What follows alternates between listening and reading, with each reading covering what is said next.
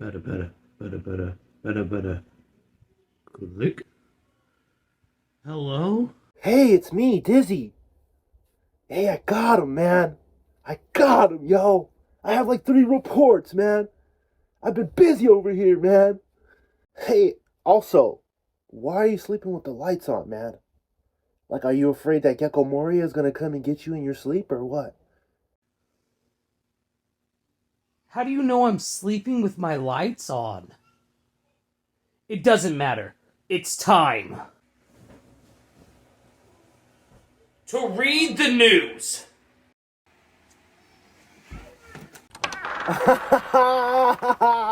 You sleep in your suit, man. You're great, man. What the f- Behind the Tragedy, the Bartholomew Kuma story. Hello there. I'm Straw Hat Lucas, helmsman of The Last Ark, and I'm here to present to you this News Coup chapter review for reports number 1096, 1097, and 1098.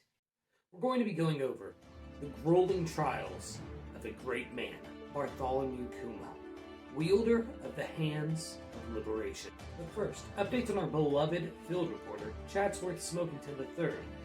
He's gonna be fine and needs to stop being a little bit. We'll be starting this special episode off with the tales of this devout man of the cloth, Kuma, and how he escaped the deadly games of God Valley. Picking up with what we saw in report 1095, we learned that the game of hunting down the rabbits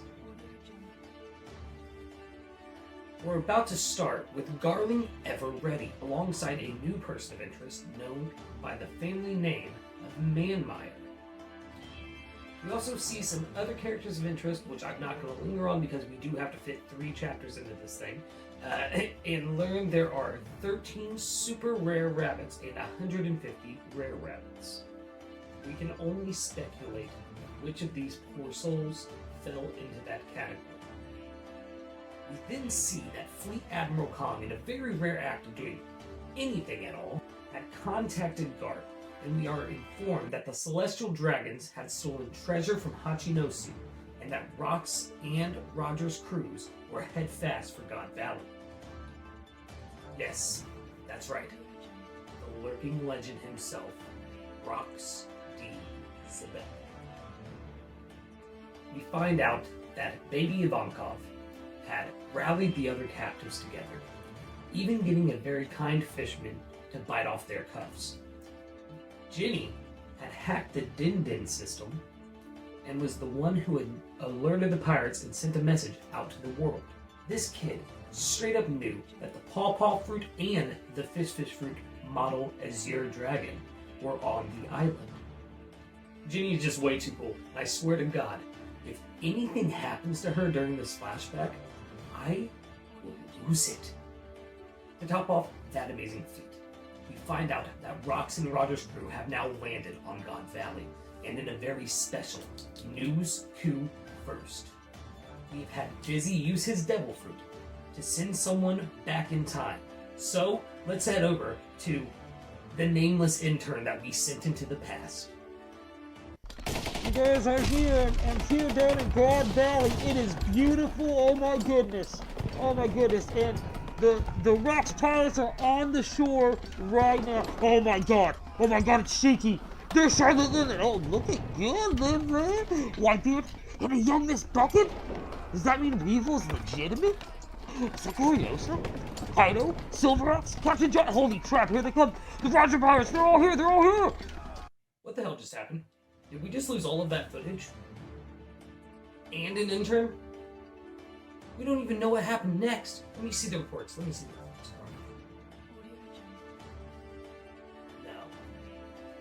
No, these can't be. It's written on napkins?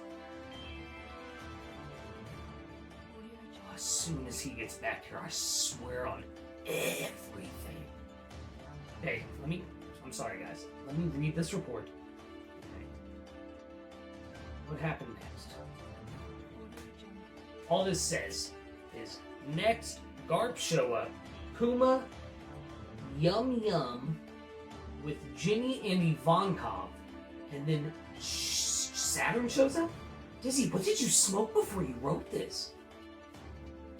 It's just napkins. There's so many napkins. Okay, here's something. Kuma used the pawpaw fruit to escape with Ginny and Ivankov to Sorbet, and Kuma vowed to be like his hero Nika,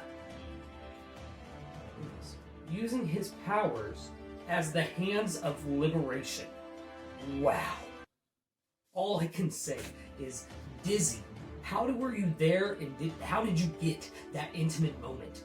But you couldn't even bring back a cohesive report.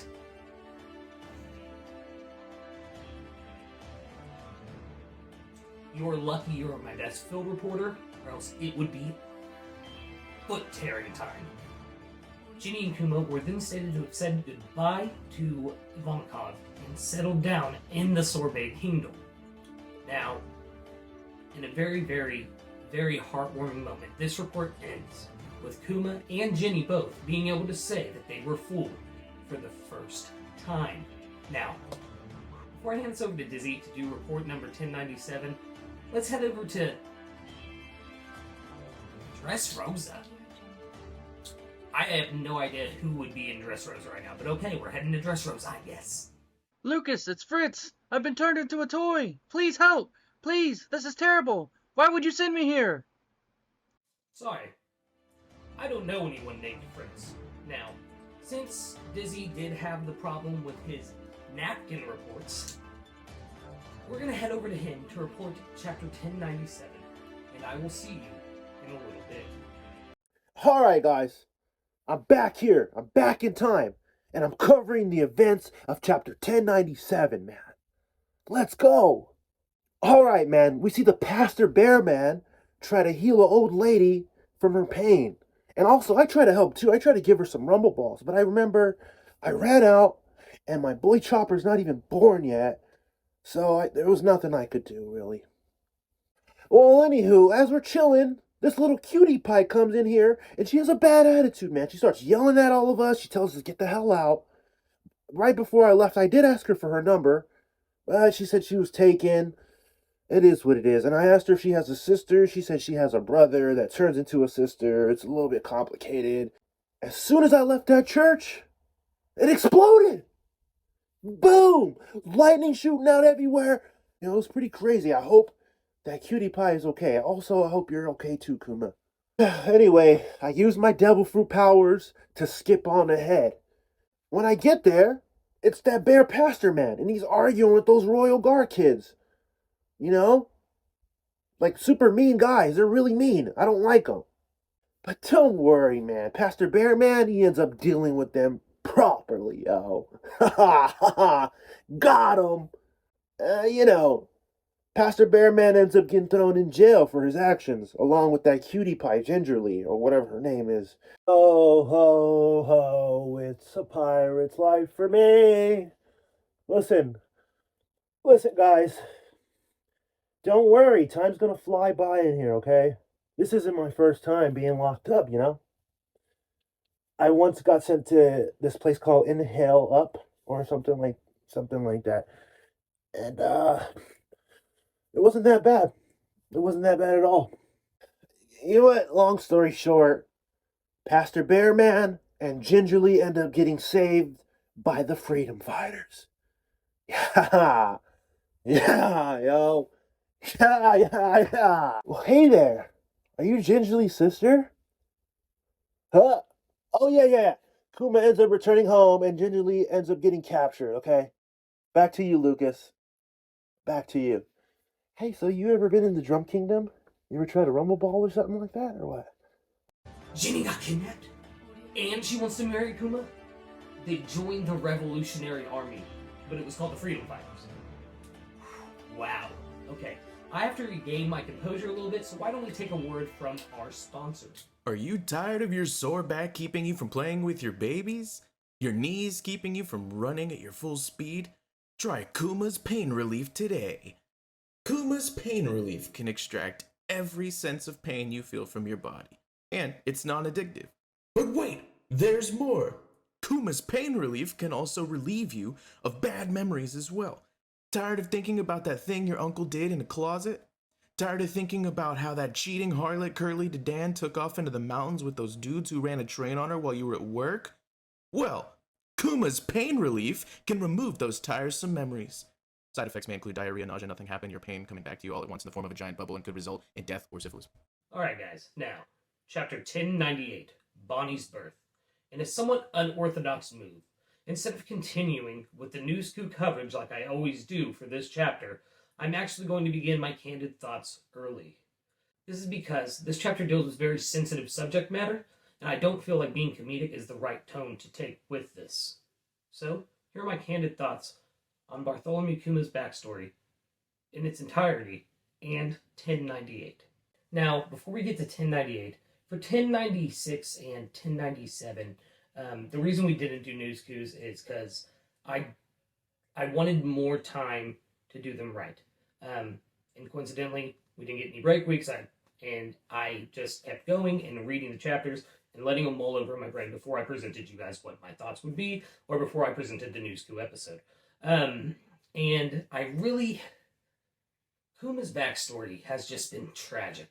That's the only way to sum it up. And I hate to be solemn like this. You guys know me. I'm a very upbeat kind of guy. But no, I digress. With 1096, seeing them escape God Valley and seeing a very young Bartholomew Kuma stand up to Saturn the way he did was very impressive. It was very... so virtuistic would be a good word for it. It's very selfless. I think it's very ironic that Kuma is selfless and his hero Nika is Luffy, and Luffy is kind of selfish, if we're being honest. It's very, very fun parallel there. And then as we see, once they get to Sorbet, him and Jenny, hits those boys, and Kuma immediately takes their pain.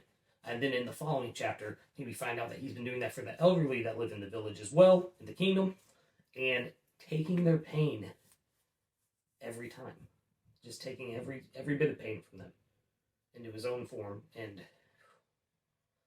Kuma is a saint. That's the only way to go about it. Now for chapter 1098.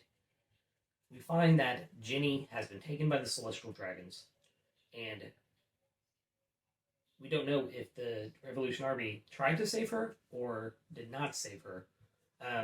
Well, we know they did not save her. But we don't know if they tried to save her or if they did anything of that nature. If they had plans or what. And we see Kuma just tearing through country after country, helping people revolt. And you just see in his face how much of him is gone now that Jenny has been taken. And it's heartbreaking. It is heartbreaking to see Kuma like that. And I think seeing that frame where Jenny had called Ivankov and Dragon, and Kuma was there, and she's telling him about the disease, and Kuma's like, "Where are you? Where are you? I'll come right now. I can be there in a moment." Ooh. I mean, I think that really is when it started all hitting me very hard, if I might add. Very, very hard. And then finding out about Kuma and how he got Bonnie, and how Bonnie is his daughter. Like, no matter how you paint this, no matter what route you take, Bonnie is Kuma's daughter. There's no ifs, ands, or buts about that. I know it sounded to be funny, but let's be real. He ain't the stepdaddy, he's the daddy of the stepdad. But yeah, I think the story of Bartholomew Kuma, and not just as far as backstories go, just in general, has been one of the best stories Oda has written within One Piece. There was a lot of twist. Bonnie's age, the Sapphire Scale, and then obviously we have to talk about the end of the chapter where Bonnie, it's revealed that she will die before she hits the age of 10. It's very, very heavy stuff. Very, very real. I think we're all kind of waiting on the edge of our seats to see what happens next in chapter 1099. I don't think there's a One Piece fan out there who isn't, even if they're dreading it. it's still in anticipation. There's a ball in all of our guts right now, and we're just waiting for it to. It is what it is. Yes, thank you. I've been Straw Hat Lucas for the News Coup chapter review. Like I said, I'm sorry that I had to take a bit of a somber tone there at the end. I really did not want to joke too much with chapter 1098 in particular because of the implicated matters within it and because of the way Bonnie was. Like, obviously, you guys know what I'm talking about. I'm not going to go into details with it. But yeah, I didn't want to, and I'd written the first half of this script before the chapter dropped. Mistake on my part. But nonetheless, I hope you enjoyed our very first News Coo special that covered multiple chapters at once. Look forward to many more of these in the future as we get more juicy backstories as we are going further into the final saga of One Piece. And as always, thank you very much. I really appreciate you watching. Oh! And go to the Last Arc Discord, where we are now posting in a very certain channel called the News Coo Behind the Scenes. Bloopers from the show, and we will also be posting cover stories that will help broaden the lore more than what you see on screen. So, I've been Straw Hat Lucas for The Last Arc. Thank you for watching.